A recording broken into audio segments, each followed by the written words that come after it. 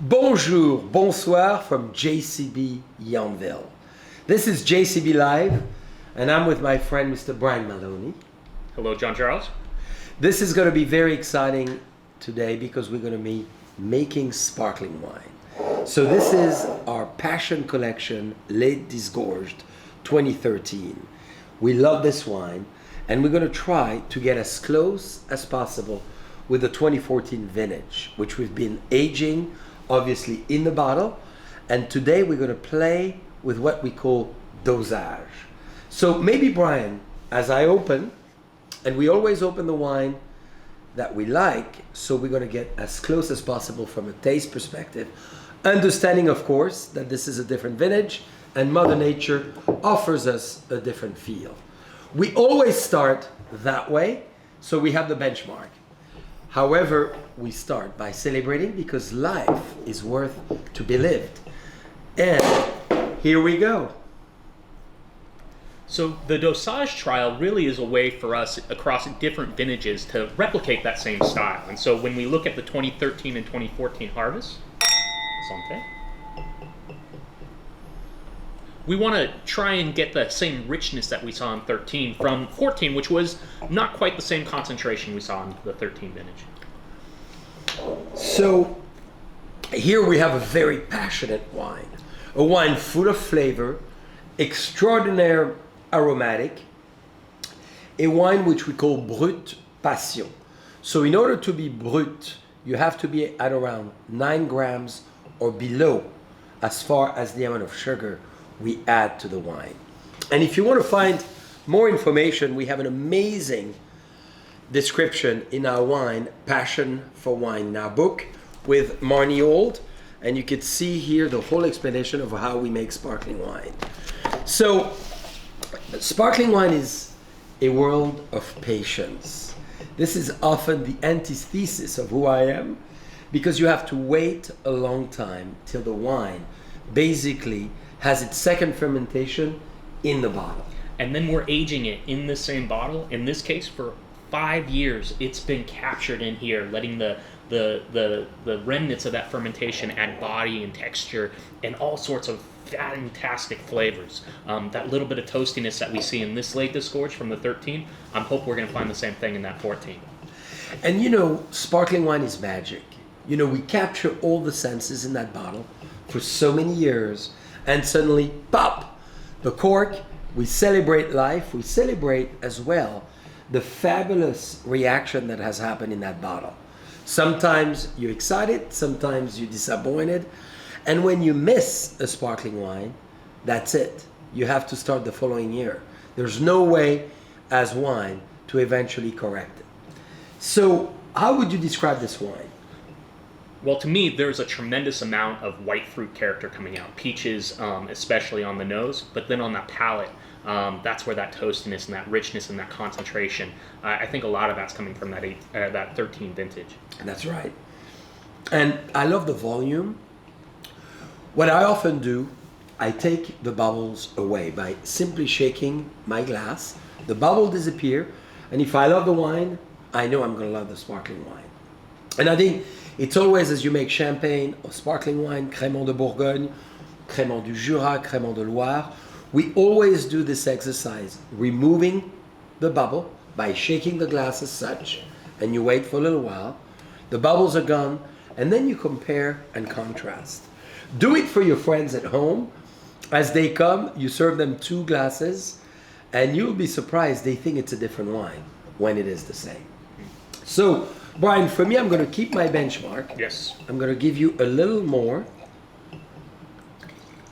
We called it as well Passion because this one is very sensory. It's very rich, it's very opulent, it's very voluptuous, and it's certainly extremely charismatic. It has a lot of color to it. So where shall we start? Well, I would suggest we just get a little taste of the control, the base wine. So this is with 0 dosage, and that'll give us a sense of the underlying wine. So explain maybe late Disgorge, Brian. So what that means is that after the fermentation has completed in the bottle, typically with a Pinot Noir-based sparkling wine or a Chardonnay-based sparkling wine, you'd be disgorging this after 18 to 24 months. With late disgorge, and to disgorge means that we riddle the bottle, we settle it so that all the yeast that do that fermentation in bottle are right here at the neck, and then the disgorging is when we freeze that top and pop it off, and it shoots out that little plug of yeast.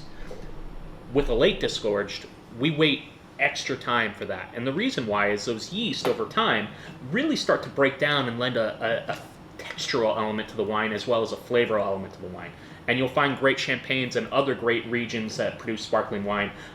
When you have this material such as great Pinot Noir grapes, you're able to really make the wine more complex, richer in body, and also very, very a wine that can age for years and years to come.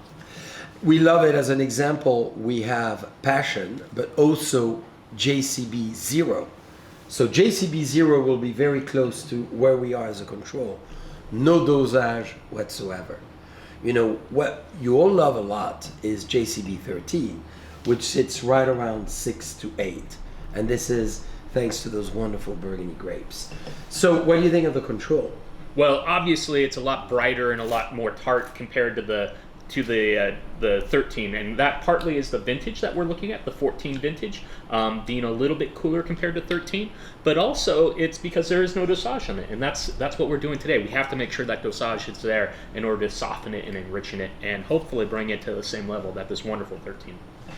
And Brian is involved in all the US JCB wine, and that's very exciting because we started together in 2006 making the JCB number 3 and the JCB number 7 and 11, which have been great success. So Brian focuses on everything which has to do with Chardonnay, Pinot Noir, and Sonoma, and branches out, of course, on the sparkling side and naturally the spirits as well. So John Charles, I think from here we should actually go to the same level of dosage that we saw in this 13 and see how they look side by side. Perfect.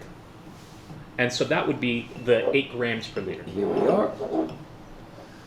As you could see, every wine is labeled as such. It's a very minutious work, and we may define that instead of being odd, it will be odd numbers instead of 6, 8, or 10, or 12. We're getting closer. Yeah, already the nose has changed, and that's what the amazing thing with dosage is. It doesn't just affect the sweetness, but by adding that little bit of residual sugar in that liqueur, you change the aromatics as well.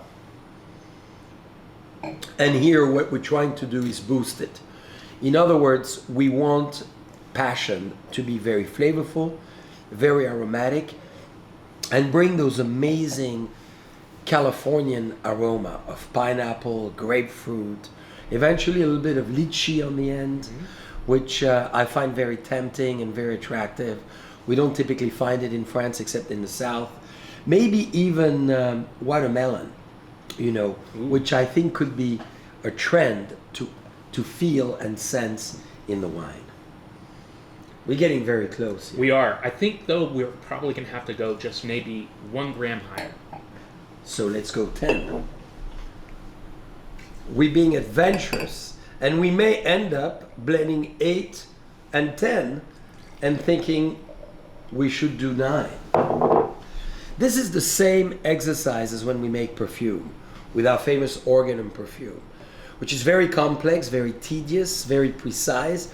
1/4%, 1/10% with the perfume really changes what we do. Here we leave it to 0.5%, more or less. Well, I mean, what we're talking about is 0.1% difference. So, I mean, it is very minuscule, but has an amazing effect on the overall quality. That's pretty good. You see, I'm going to try 50/50. Would you like to try that as Please. well? So we all do that, and we narrow the exercise. We keep coming closer to where we feel it is. And normally we want to do a similar profile as the Passion 2013, but maybe we want to do better. There's always room for improvement. The beauty of wine making and wine tasting, and what we're doing is really wine styling. There's always a way to go beyond, and you always have a new idea. And for me, you know, and Brian, let us know your opinion as well. I want people to enjoy this outdoor, very fresh, and really dream of the beautiful California landscape. Dream of the aroma. Dream about this unbelievable Pacific Ocean that brings those great flavor, that nice wind, that freshness, crisp but richness as well. And I think we're really close right here. I get like these hints of pineapple actually coming off of this wine. Really bright and fresh. It makes me think of a summer day, and looking out at that ocean. You know what I like as well here is we have the red peach. So not the white peach, the red peach that we plant often at the end of the row of our vineyards. Not only in Burgundy, but we started to do that here as well. And that peach is nice because it's what we call in French a sanguine. Means a lot of blood, meaning a lot of flavor. And that's what, you associate it as well with pineapple, with grapefruit, with a little bit of that peach flavor. I like the nice citrus on the nose. I think we have it. Yeah, I think this is superior to the 13, to be honest. I'm pretty excited. So, dear friends, this is our session, which is really exciting. And as you see, we've done that so many times with Brian. We didn't have to taste necessarily the 6 wines. We went where we were. We need a starting point. And from there, we deviated. And luckily, Brian improved it.